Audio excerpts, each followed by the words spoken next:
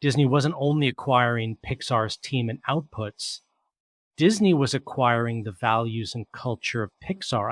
It doesn't matter what values you put in the lifts and in the stairwell. If you don't observe it, it's not culture. That's exactly why they brought me in. No one makes magic in business like Disney. Join us as we hear from Disney cast members, influencers, and enthusiasts to uncover the secrets of what it takes behind the scenes to make Disney such a successful and well-loved brand. We will hear their journeys, inspirations, and have some good old-fashioned Disney fun along the way. So relax, pull up a chair, be our guest, and let's get down to Bippity Boppity business.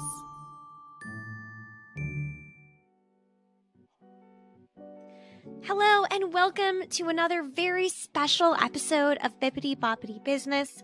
I'm your host, Rita Risha, and joining me is a lovely individual I am so excited to bring to all of my listeners today. He's an author, speaker, educator, and advisor. Everyone, warm welcome to Adam Kingl.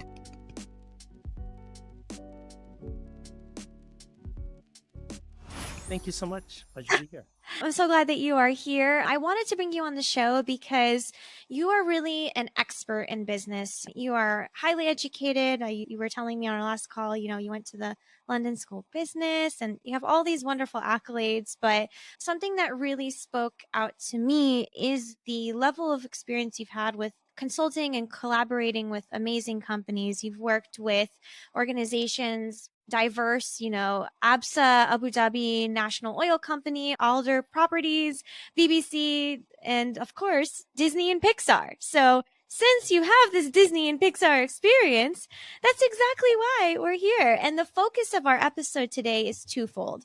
You do a lot of work on inspiring leaders to manage organizations from a place of efficiency, yet creativity. And I think those two things are a sweet spot that many business leaders struggle with. It's like, how do I make amazing, innovative decisions that help grow my business, but also manage a team and a company culture and not upset the flow of how things are in my company? That's exactly why I wanted to bring you on today. I was reading The Ride of a Lifetime from Bob Iger, and he talks about the merger of Pixar and Disney. And while after the fact, we might look at that and think that's a no-brainer, at the time when that merger happened, it was a big deal. It was, yeah. And very emotional, too. Very emotional. Can you speak to that a little bit and why that might have been that way? Yeah, well, Pixar, of course, was owned by Steve Jobs, right? There are generations now that don't remember this. So this was his project before his second tenure at Apple. And part of its appeal and the reason people joined was because it sort of had this slightly renegade, do what we want, experiment. It's all about the film in the end, and we can take our time. We only have to produce like one film every other year. Granted, it often takes that long, particularly in the earlier days of digital animation, but we can be a little bit edgy. And Jobs, they felt that sort of Jobs had their back, right? Because he invested millions in this company before anyone would have given them a chance. And, almost no questions need to be answered for him to fund it, to the extent that he created this huge campus in Emeryville, California. It almost looks like you're at a university. And again, this was before the organization was even profitable. And of course, you can imagine how much loyalty that inspires in people if you have someone who says, I believe in you so much, I'm bankrolling you before we've even proven that the business model is viable. Today, we take digital animation for granted. But, when Toy Story 1 came out, there were a lot of people in the industry who said that was impossible, that you wouldn't be able to produce a complete digital film that would make money. It would just be too unwieldy. Too much time would be involved. And by the way, no one would want to see it because animation was done in the traditional way. And they had all the blockbusters to prove it. Obviously, the cost is much, much higher when you start having to add software engineers. You had to create the technology to create the product in the first place. So you have all this overhead on top of it. So selling Pixar to Disney became this, for many people, this sort of uh-oh moment. Like, what happens now? Are we now just going to be corporate? Is it just going to be about produce, and we don't really care about you? Are we going to lose our entrepreneurial spirit? Are we going to lose inspiration on the altar of commerciality, et cetera, et cetera, et cetera, right? It's a big difference when you go from kind of a company that is the manifestation of one or two people's dream and ambition to being a large peg in a large corporation. And that is such a relatable experience for many founders who are transitioning from that startup to scale up to eventually enterprise in their business. This metaphor, this real life example that we're discussing, really helps, I think, for them to understand, for it to hit home, like how that actually feels. Because you have the advisors and the analysts saying, this may not be viable. This is a very risky merger. But then you also have the culture, the team themselves that are like, we were the rebels. Like, we have our own culture. How are you going to take two different worlds and then just put them together like that? Yeah. It didn't make sense. There are different core values, there are different creative processes. So in these situations, they might look to someone like you to help kind of map out what would happen, how we bring that together, right? Yeah, exactly. That's exactly why they brought me in, because they knew inevitably this would be a change to their culture. It would be a change to their processes. They would have to play nicely with Disney. Over time, of course, what we learned is, funny enough, the cultural merger almost went more the other way, because, of course, Ed Catmull, the MD of Pixar, and John Lasseter, the creative director, took on those same respective roles for Disney Animation. So actually, if anything, Disney wasn't only acquiring Pixar's team and outputs, Disney was acquiring the values and culture of Pixar. I'm not saying they completely turned Disney Animation into Pixar, or that was their intent, but there were certainly strong elements of that they wanted to do, more than we want to Disneyfy Pixar, whatever that might mean. What are some things that implementation wise that would have to be done for something like this to be properly executed in another scenario? Yeah, it's an interesting one. I think the first thing is you have to bring together the leaders of both parties, of both organizations, and the bellwethers. And when I say I use that word, intently, because we know that the cultural bellwethers aren't always the most senior leaders, right? They're people in an organization that everyone else takes their emotional cues from, in terms of how they're supposed to kind of think about things that are happening to or with them.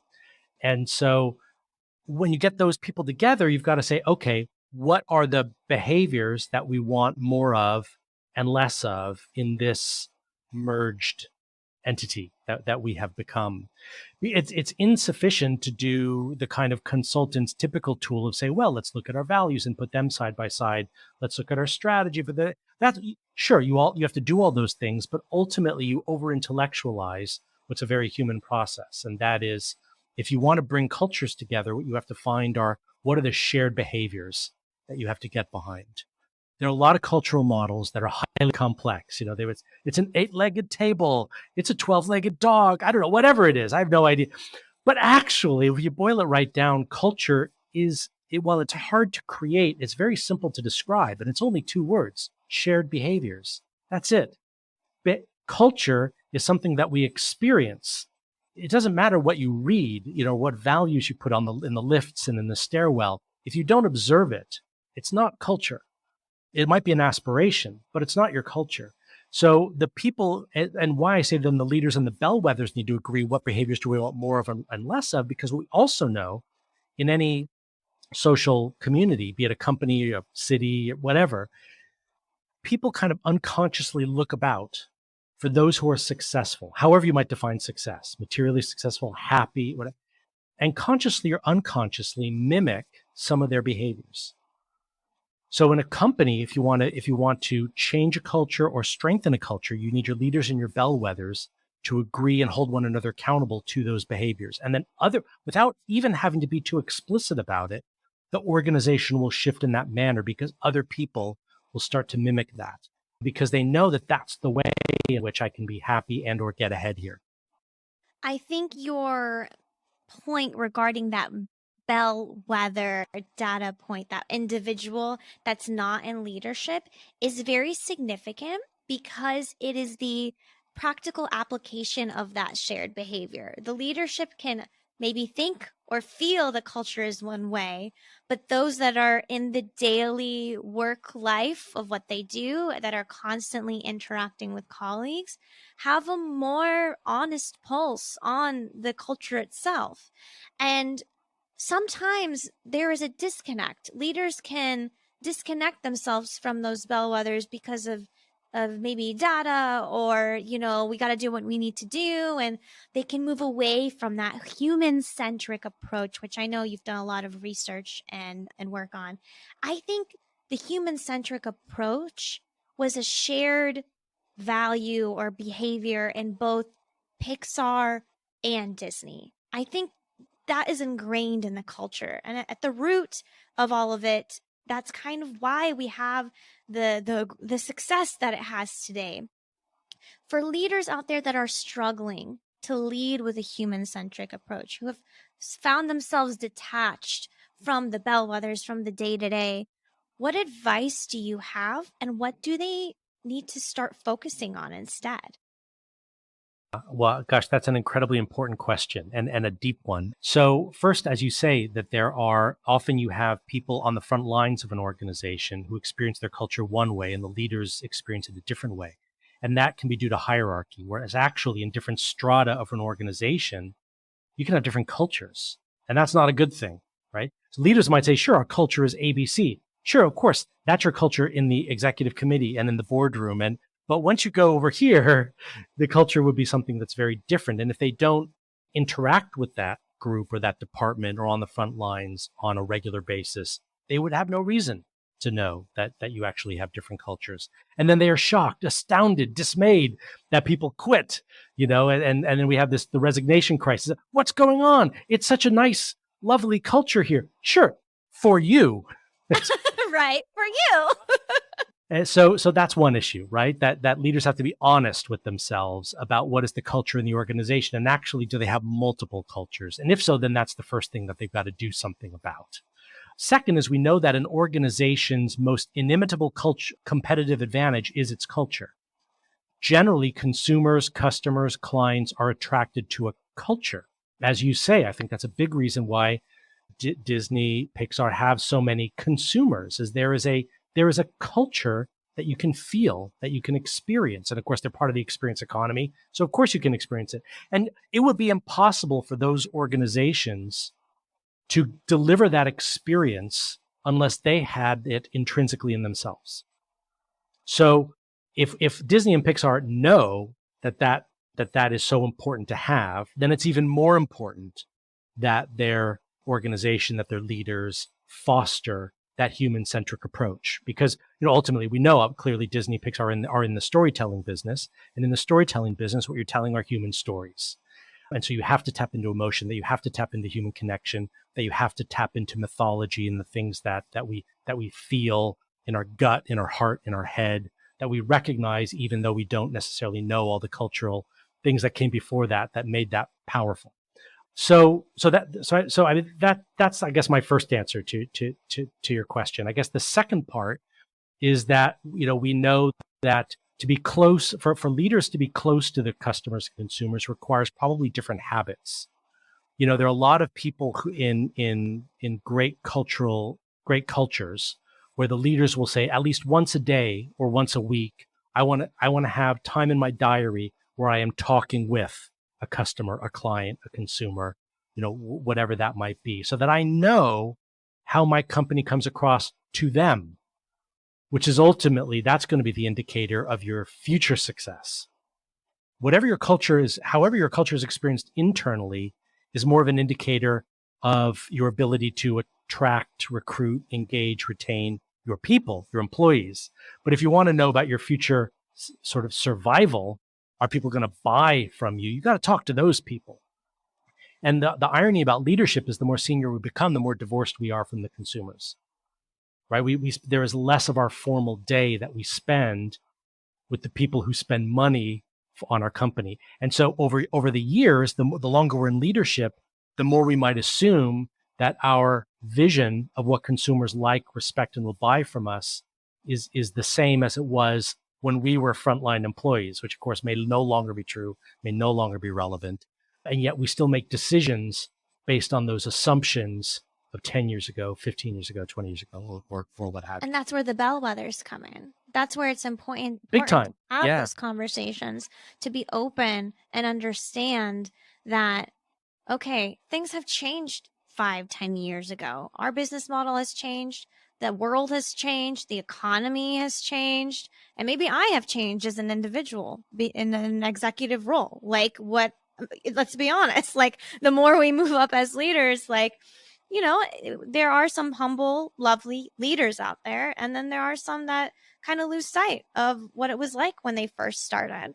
And something profound that you said that I think is very significant to me is that the culture inside the company does have a correlation to the long-term success of the company and the profitability of that company.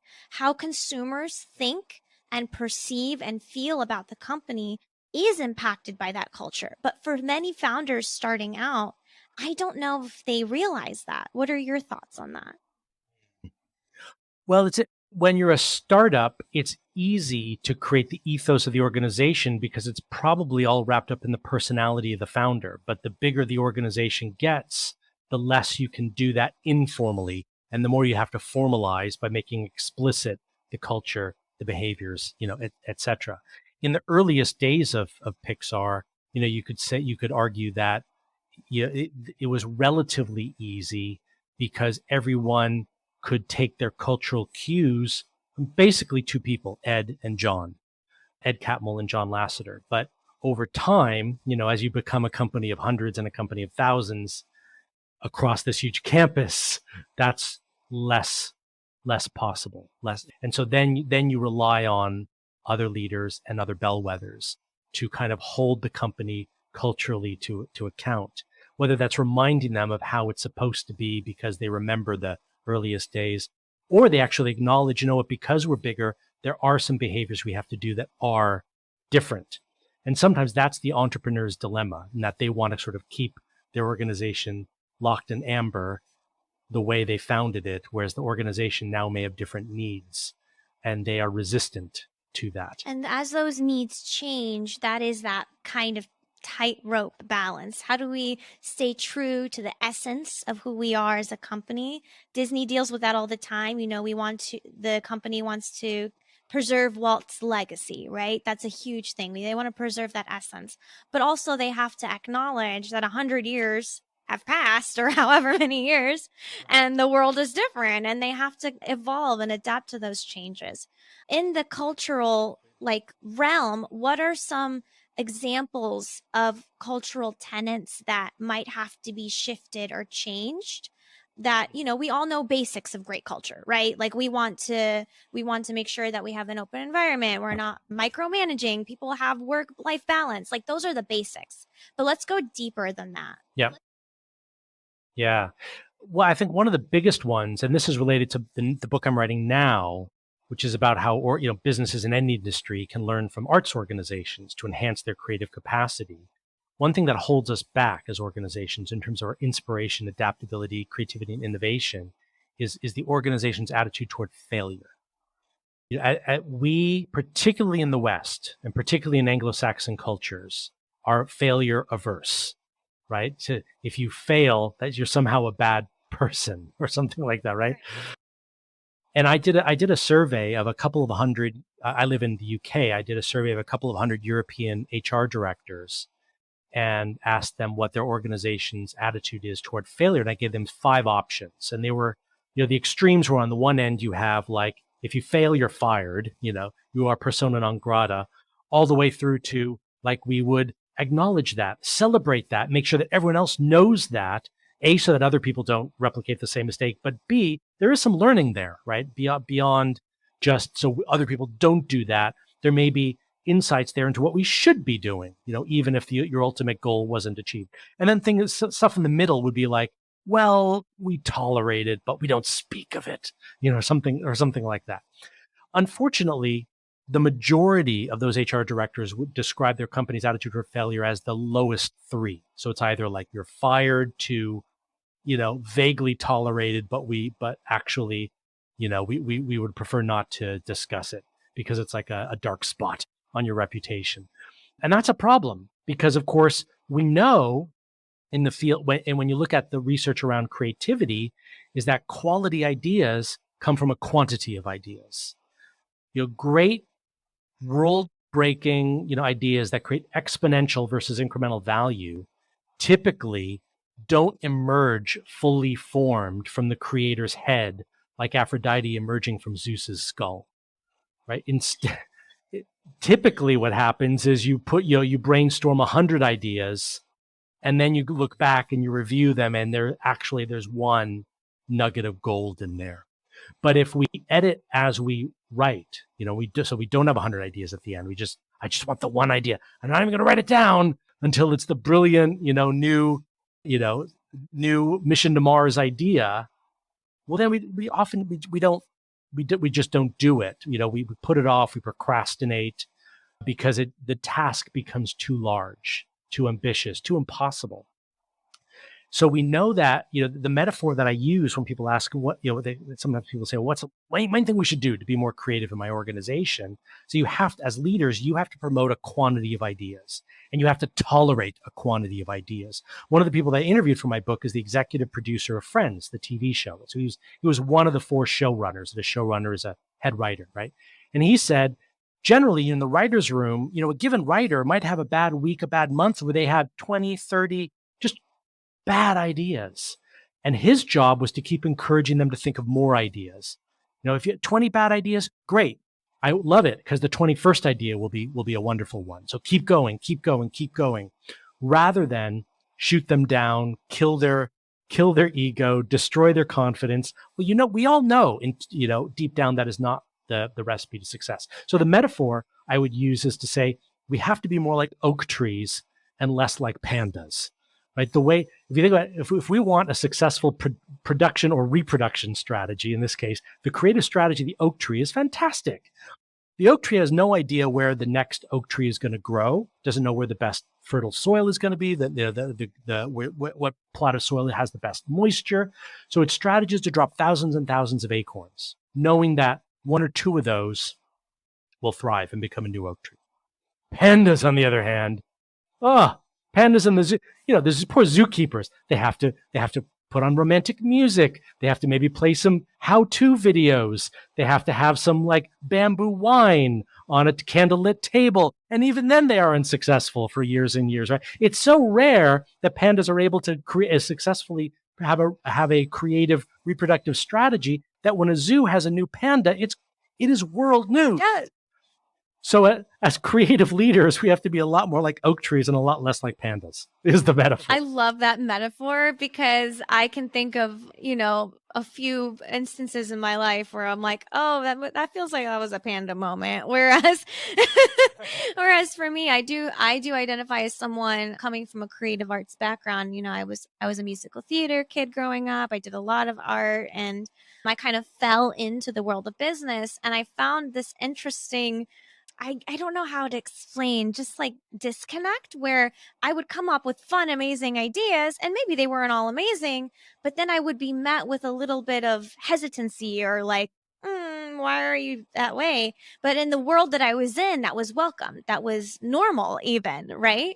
So I think as an organization evolves and develops, they need to remember that they should be welcoming the ideas. And I think for me, as working now in the podcast production industry and specifically in B2B podcast production, I didn't understand it's the same thing. It's like, oh, like if you have one like weird idea, like that's not business. But from your experience, you are trying to explain how industries and businesses can learn from creative like companies would you say, like, did you learn a lot from working with Pixar and Disney? Is there anything that you still hold on Absolutely. today?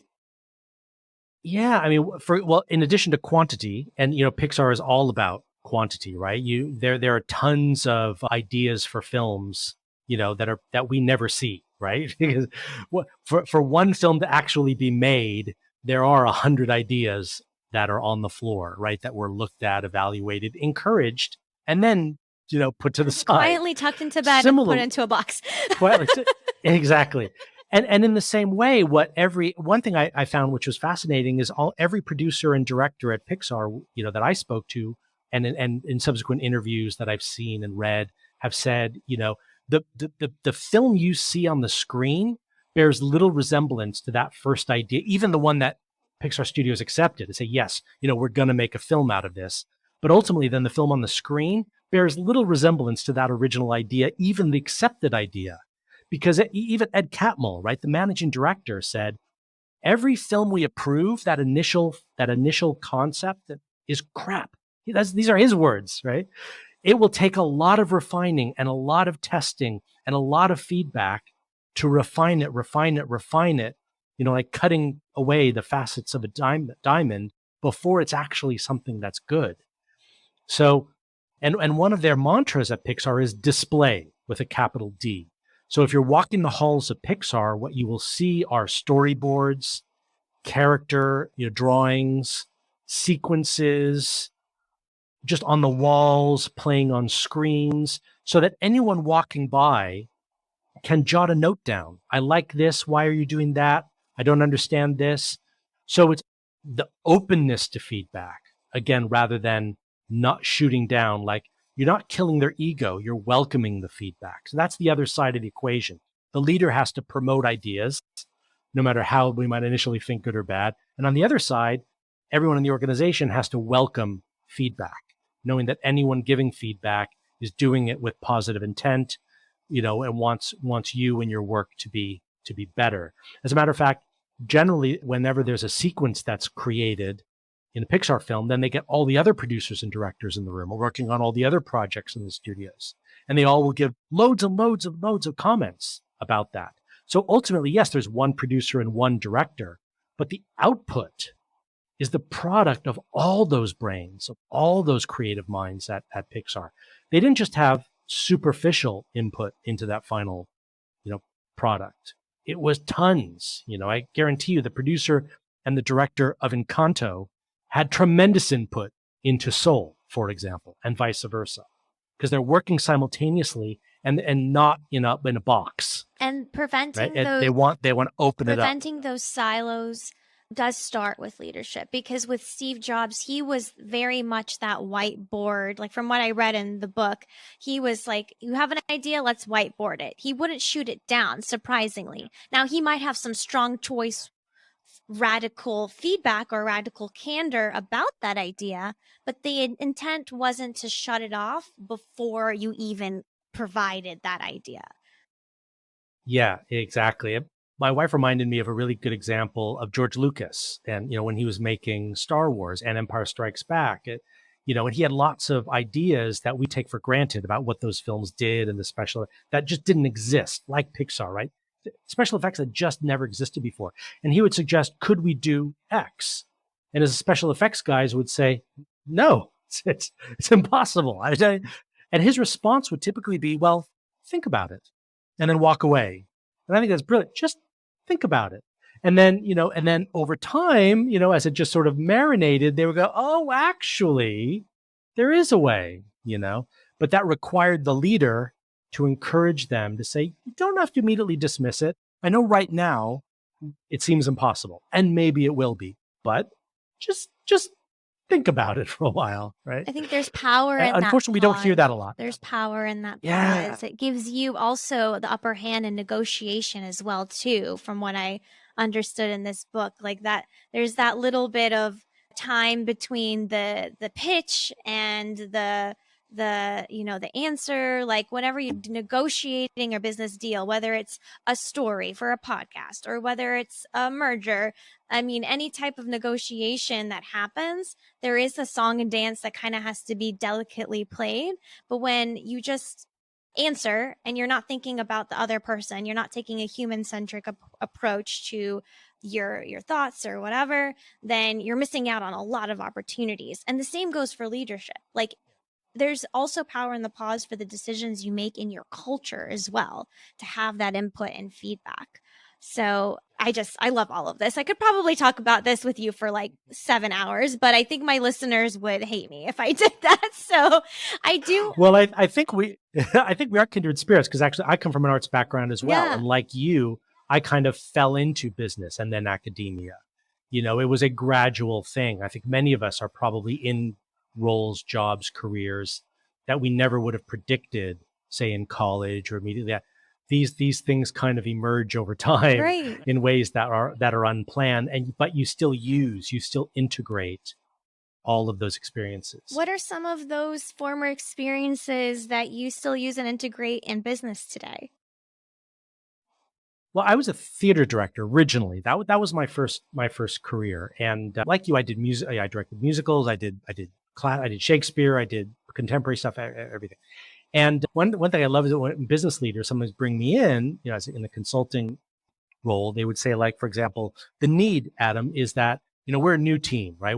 This executive team, we just got there are these new people in the team. We just have to figure out how we're going to work together and how we're going to play together, and, team maintenance, not just task maintenance, et cetera, et cetera.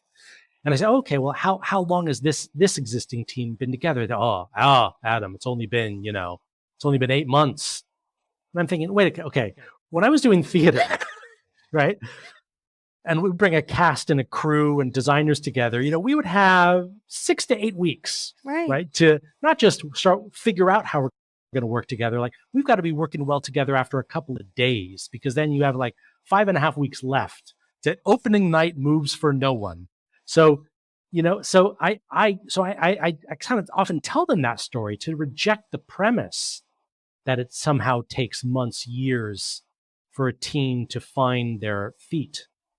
That we know that doesn't have to be so. And there's nothing different about the ways in which a director, a producer of a play or of a film or whatever would bring everyone together and align them than you would in the boardroom of a Fortune 500 company. The technology, if you will, the leadership technology required is pretty much the same. It involves, you mentioned a human-centric approach, right? So it involves getting to know one another as human beings.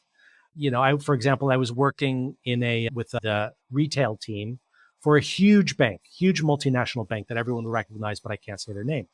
And what became very clear, and I was meeting them about this need, right? We just don't seem to work very well together, et cetera. What we discovered very quickly is they knew very little about each other.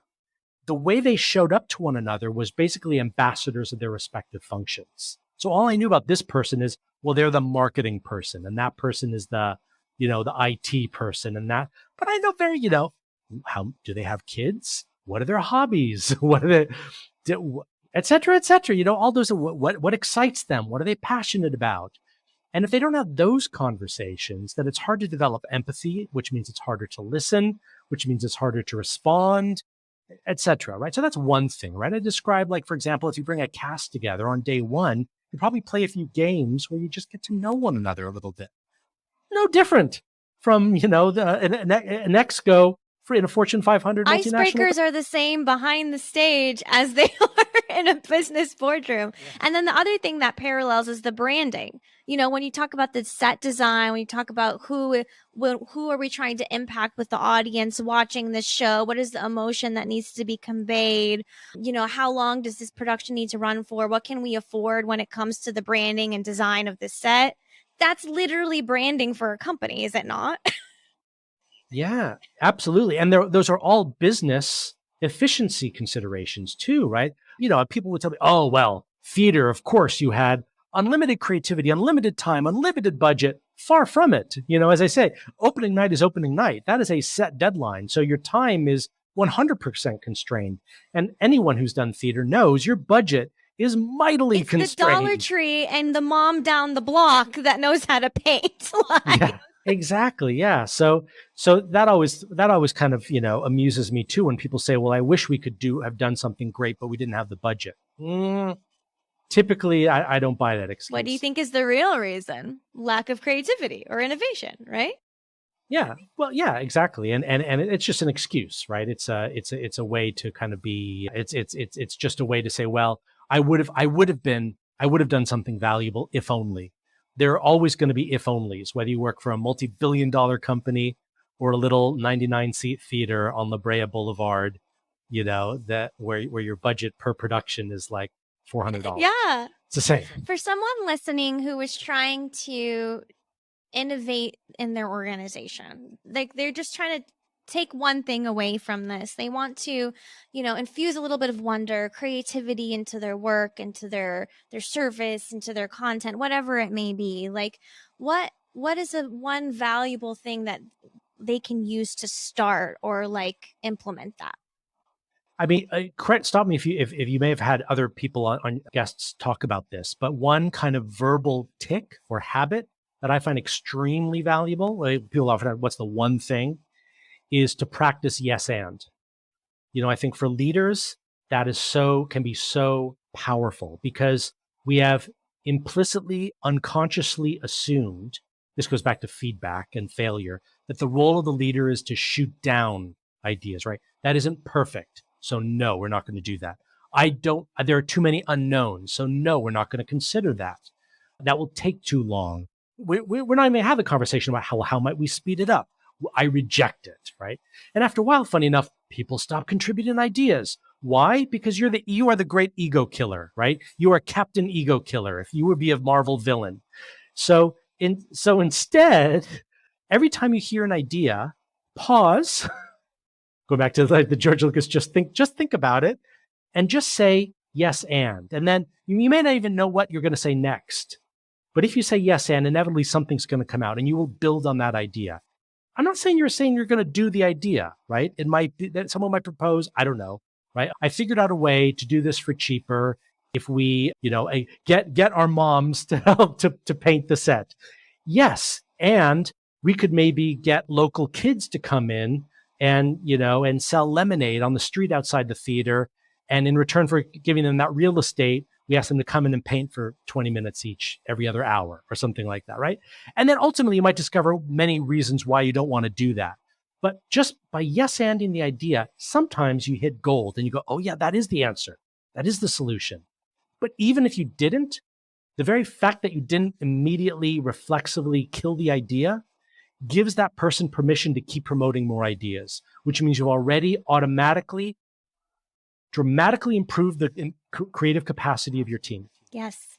And I think it will help with the growth of the company, because in this book that I'm obsessed with Bob Iger, he said it should be about the future, not the past.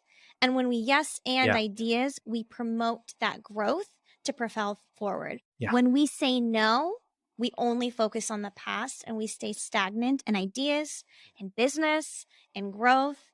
And we also forget about the people that we're working with.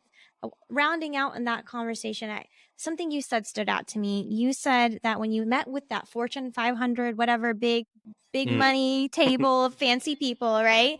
Everyone was relating to each other as their title.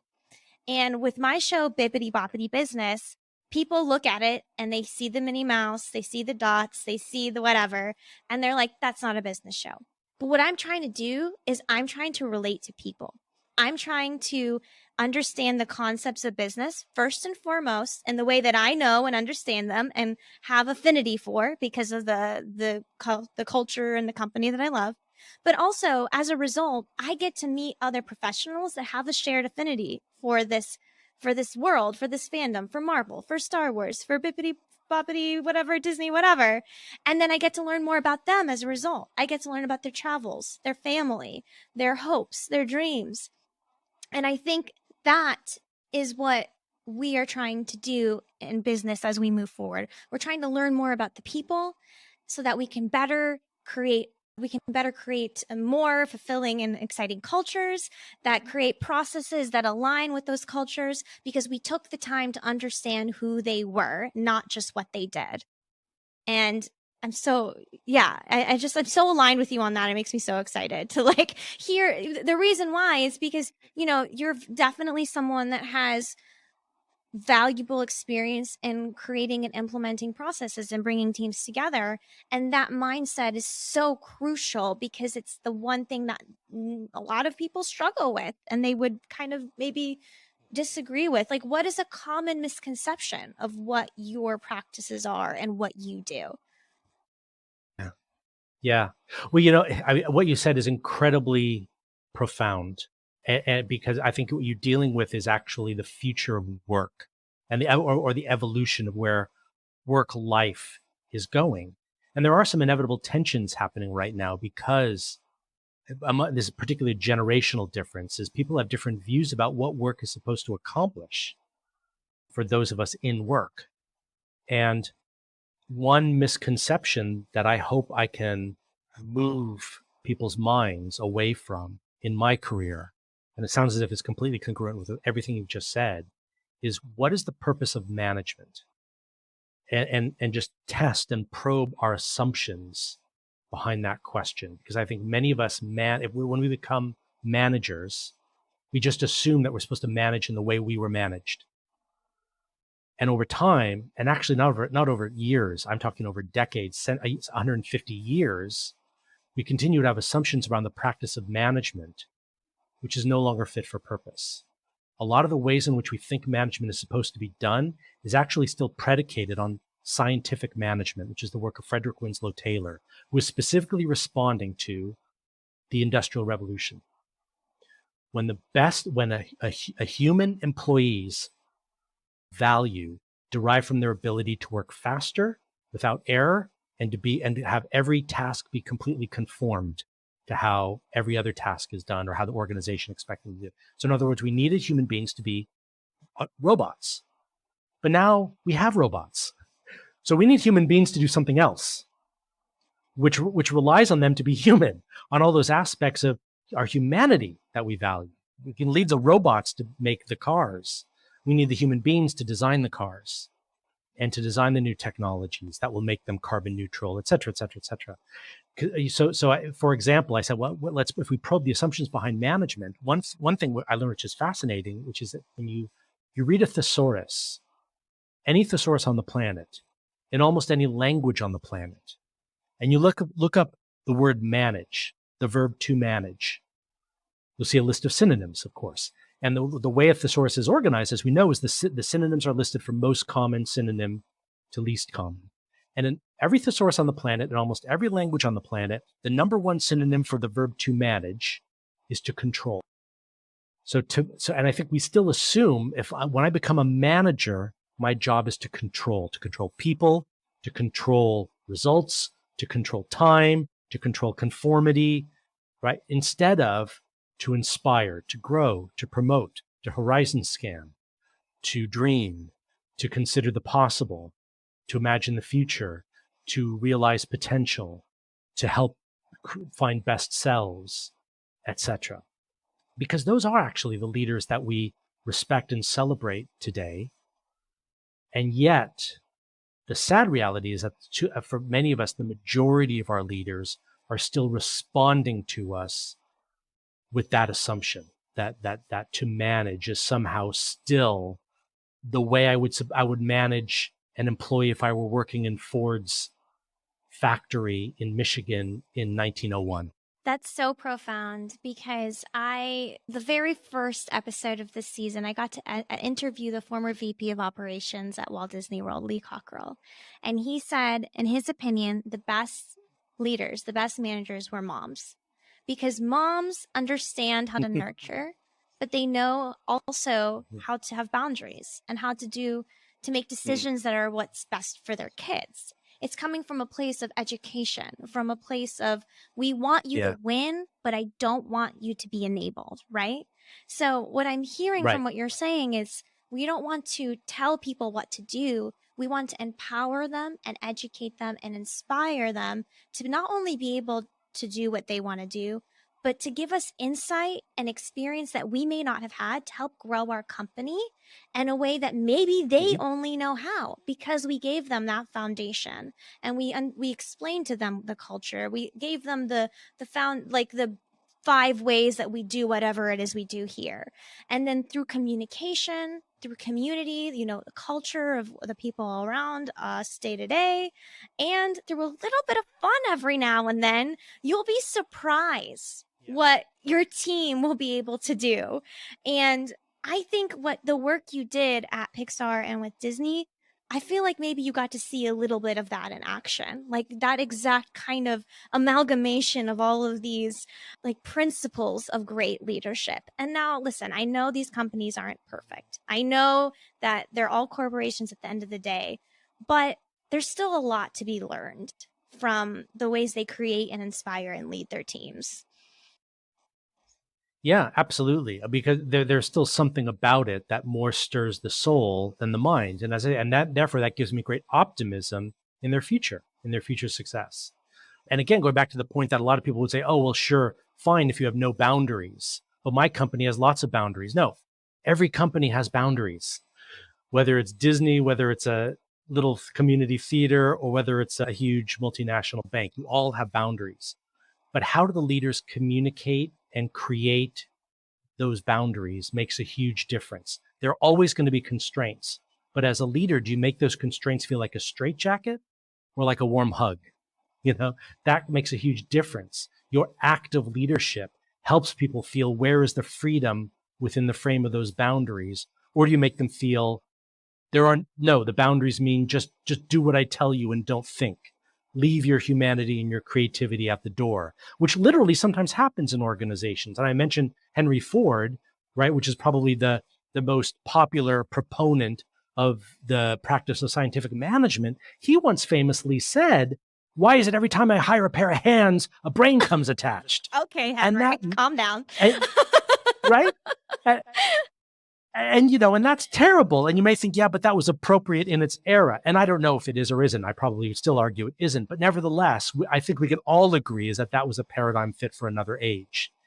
Yet, far too many companies, their employees would still describe their organizations in that manner. That's where I feel B2B is at right now. Maybe business to consumer models are a little more open to shifting this dynamic, to understanding, because they have more work where they have to think of other people. But in B2B, the construct itself, the framework of this business is not human. We're thinking about how one business will best operate and market and collaborate with another business. But I always like to say, no matter what business you're in, businesses are built by humans for humans. And at the end of the day, we're all just going to relate to each other in that way, no matter what work you're doing. Now, maybe the strategies are a little different. Maybe there are some nuances. Maybe there are more boundaries, but I think there's still hope for how we can push those and how we can find innovative ways to bring the people along. And I think it comes from the leader, and that also comes from the story that the leader is able to convey. How is he able to sell his stakeholders, his team, his colleagues on his mission, or his or her mission? I'm not going to be that person. Okay. I have a bias in me, clearly, but sell that mission to their company. And because the IP is so strong at Disney and Disney and Pixar, that does it for themselves. But there are companies out there, let's think B2B, that are having trouble conveying their mission, their brand, their essence to all of these people. How can they start to get on that right path to align everyone and think in that way? Yeah, well, it's funny you mention that. I mean, there's a whole chapter that I've written in my first book, Next Generation Leadership, which is just about how do you create a shared, lived sense of purpose. And actually, that is the point, is it's collectively built so that particularly if it doesn't exist, or if it's no longer relevant, or just it kind of exists, but no one knows it, etc. So you start from scratch and get everyone involved in that conversation, because you're much more likely to get their buy-in. And you go through over at least a day, a workshop where the leader or leaders in the organization help people to posit, what is this organization's character? What are we about? What do we believe in? What is our essence? What's our very DNA? And then where are we going, right? What's our ultimate dream? And you have to use that kind of emotive language for people to get behind it, right? Dr. King did not say, I have a mission statement. He said, I have a dream. That's so Because it's emotional. And so we connect with it, and then, okay, fine. If we will buy that dream, we can sign up to that dream. Then what will be some interim goals in 3 years time, 5 years time, 10 years time that would tell us we're on the right path? We can't just write it down and give ourselves a jolly pat on the back and walk away. We have to commit to it. And that means now we have to put some milestones in. We've got to put some sticks in the sand and say, okay, by next year, we're going to be at that stick. How are we going to do that? And then create some daily mantras, some daily reminders. Okay, how are we going to keep each other on the path? How are we going to hold one another accountable? What are the behaviors we need to do to stay on the path, etc.? So actually, there are all kinds of commitment making. It's not just message crafting. It's not, because too many organizations, when they do purpose, they just hire an expensive communications consultant to create the perfect words and just the right sentences and some nice graphics that go along with it, which typically involve, close-ups of people shaking hands and someone looking into the sunset. And it doesn't mean anything because people weren't involved. The employees weren't involved. And you didn't talk about the so what, right? So what now, what next, based on that language. And if organizations are willing to put in that kind of work, then again, I would be a big, net buy if I were an analyst looking at their share price on the NYSE, right? Because then I know that their people are passionate about what they do, and then I know I'm going to get creativity, I'm going to get additional discretionary effort, I'm going to get more customer focus, and I'm going to get a through line about where they want to go in the world, which is so important for cut through. It actually does help in B2B in particular. It will help an organization decide why we're going to go with this company instead of that company as our partner, as a supplier, as our consultant, whatever it might be. Funny enough, it's often the intangible characteristics that a reason why, a client will buy another company, despite the fact they will convince themselves it's for other things, like procurement said they were 1% cheaper, so we're going to go with them. Actually, they probably made you feel better about yourselves, or they gave you confidence in them, or they felt you could have a more intimate conversation with that group of people instead of that group of people. And I think in B2B, it is just as important to build that relationship because the business you'll have like a longer lifetime customer value or client value if you are able to relate in that intangible way. They will feel a loyalty to you. They will be comfortable working with you.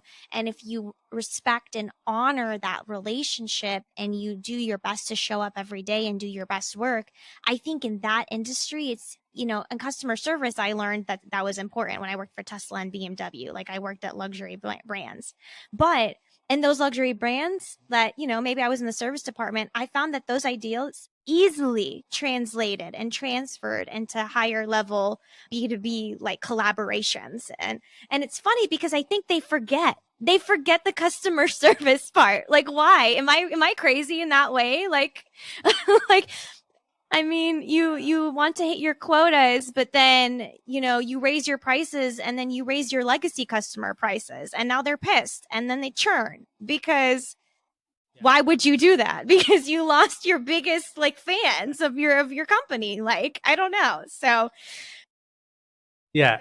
But they would say, but it looked so good in the quarterly forecast when we did that. Yeah, well, but now your quarterly forecast isn't accurate at all, right? Because you've lost your customers. true. It always looks brilliant in the forecast until it hits reality. Really the essence of what I want to convey is what looks good on paper. The data can help inform our decisions. The processes can help us to get there, but the people and the ideas and the emotions behind that are always going to have to be considered. And sometimes far outweigh the data.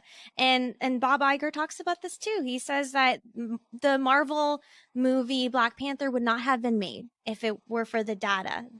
Because guess what? Was the data even accurate? How many movies that featured African American superheroes hit box offices and performed really well?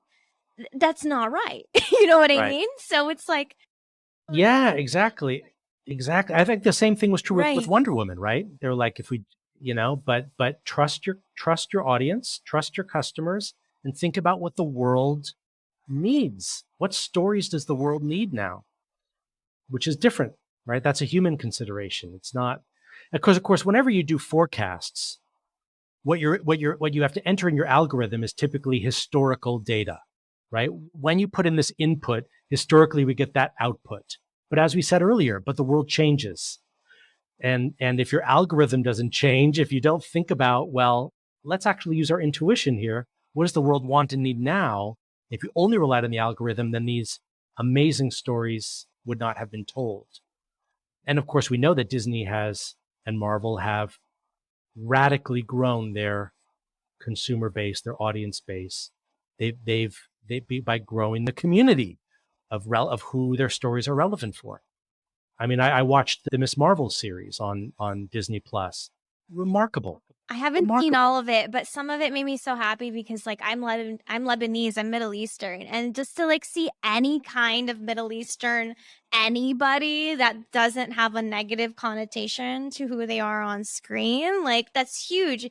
Rarely do you see a Middle Eastern superhero on TV. Like, let's be honest. Absolutely. Yeah. And as I was watching, I was thinking, this is amazing. It's great storytelling, brilliantly acted, et cetera, et cetera. But also at the same time, I kept telling myself, but 10 years ago, even would this have been made? And thank God it did. But so it does speak to the idea of going back to earlier point of leaders being close to the customer and not just relying on the spreadsheet. Well, I think I want to, all of this conversation, I'm gonna have to listen and like take notes again. I can tell there's the professor in you is definitely coming at it. I'm all about it. I love learning, and I'm just like, I wish I could do so many more notes. But I want to just change gears just a little bit. We've been talking about business practices, but the show wouldn't be Bippity Boppity business if it weren't for the Bippity Boppity. Okay, so we're gonna have some fun. Come on, everybody. Here we go. Off to Question Land. If you were hired by a villain and a Disney villain, okay, and they said, listen, we want to take over the world, but we need you to help us process it and implement it. Which villain would you think would you be helping, and like what would that look like? I just feel like it'd be so funny to combine, like, for example, Hades taking souls and like, all right, guys, here's the spreadsheet for how we're gonna do that. There's the spreadsheet. Yes. That's right. Yes. Yeah. That's a good one. Yes. I guess I suppose the lowest hanging fruit would be helping someone like Ursula from Little Mermaid, right? And how do you capture souls, right? And voices so you imagine, well, probably if you start with like the fish, that's your low hanging fruit, right? You could probably get a lot of quick wins, and then you'll build momentum, and then you could build a business plan, and then you can get some VC investment, etc. Yeah, so Ursula's business model is fairly viable under the sea. She's just trying to capture a lot of underwater souls, and like with the right marketing, yeah, exactly, yeah, we can make it happen. She does. She's not overreaching. I love that. You've been to many Disney parks as a part of being the job that you've done with your consulting and you're in your life. So what was a park that you really enjoyed and why? Yeah, I mean, it's a really interesting question because of course we might assume, well, every park we're going to see some similarities. Like, okay, this ride, whatever it might be, the Indiana Jones ride in Tokyo will be the same as the Indiana Jones ride in Anaheim. And that's mainly true, but of course your experience in the line will be different. But Tokyo Sea, Disney Sea in Tokyo was a completely different park. There were very few parallels where I can go, oh, this was like that. This, I won't go so far as to say unique, but you could feel that people said, let's really do something that looks and feels like its own thing. And that was really exciting because then I knew every time I would turn a corner, I'd probably see something new rather than, oh, okay, this is the Tokyo interpretation of Adventureland or, what have you. No, actually, completely, different. Like there's an old street, New York. There's a big luxury cruise ship that you can get on and have a drink in this like Art Deco bar, and et cetera, et cetera, et cetera. There's a volcano in the middle of it. I heard Tokyo Sea is phenomenal, and I heard they still have fast passes, which I have They a do. gripe with. I know. Yeah.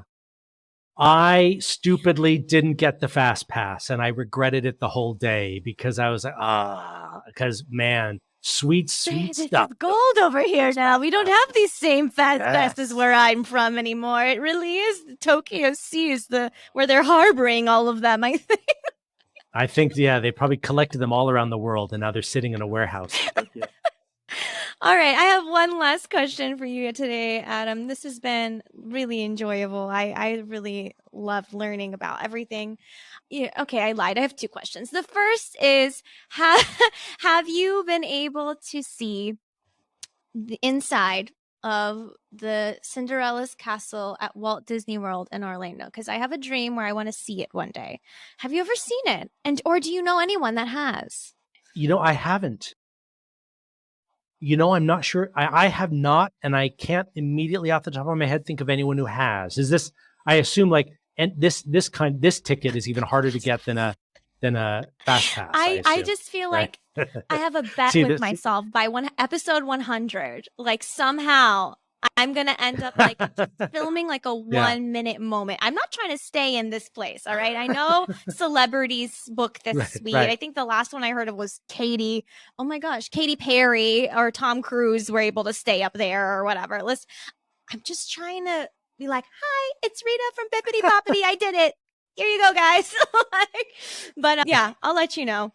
Yeah, no, I wish I could say I do. Of course, I haven't personally seen, but I've certainly seen a number of different pieces of video footage of the room, the offices, the bedrooms, etc., that are in the USA, Old Town USA at the beginning of the park in Anaheim. Apparently, right? Because those at one time, like Walt had an office there, and now I think you can stay there overnight, etc. And while I haven't, I've seen some video footage. We're gonna have to get there. Remember me, okay? Yeah. If you need someone to document, like film for whatever reason, for business purposes, okay? Just let me know. Of course, yes. Okay, and the real last question is: I know you've written one book. You have a book coming out soon. I'm gonna link the titles to them and all the information in the description below. But if anyone wants to reach out to you, they want to collaborate with you on a project or maybe work with you, how can they best do that and connect with you? Sure. The best way is my website, which is just my name, adamkingl.com. And there's a page there where you can contact me. Phenomenal. Well, everyone, some things that I've learned today are, even if you are a former theater kid, a lot of the things that you learned are actually applicable in business. I've also learned how culture is integral to your work environment, but it also may actually look different than you think if you're a leader.